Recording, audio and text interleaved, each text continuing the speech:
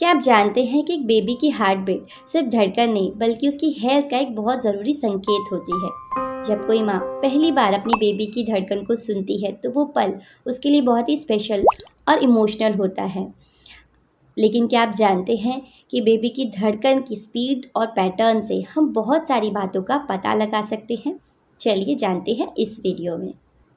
Baby की heart beat पहली बार 6 से 8 हफ्ते के बीच में सुनाई देती है, लेकिन कुछ केसेस में ये 10 से 12 हफ्ते के बीच में जाकर क्लियर होते हैं। लेकिन जब कोई माँ पहली बार अपने बेबी की हार्ट बीट को सुनती है तो वो समय उसके लिए बहुत इमोशनल होता है। लेकिन ये इस बात का संकेत होता है कि आपका बेबी बिल्कुल स्वस्थ है, हेल्दी है और अच्छे से ग्रो कर रहा है। एक हेल्दी बेबी की हार्ट बीट 120 टू 160 बीपीएम के बीच में होती है। अगर ये इसी रेंज में है तो आपका बेबी अच्छे से ग्रो कर रहा है। लेकिन अगर ये 100 बीपीएम से कम है तो डॉक्टर्स आपको इसे एक्स्ट्रा मॉनिटर करने की सलाह दे सकते हैं।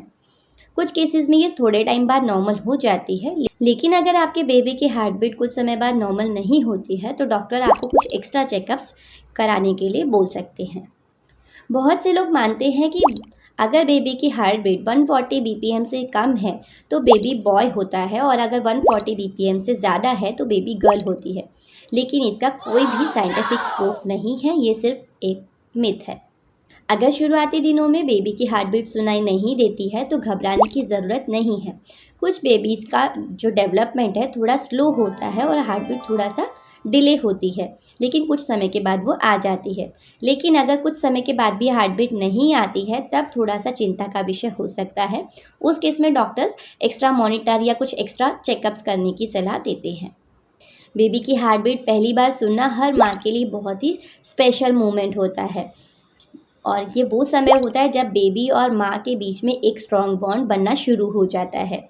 क्या आपने अपने बेबी की हार्ट बीट सुनी है?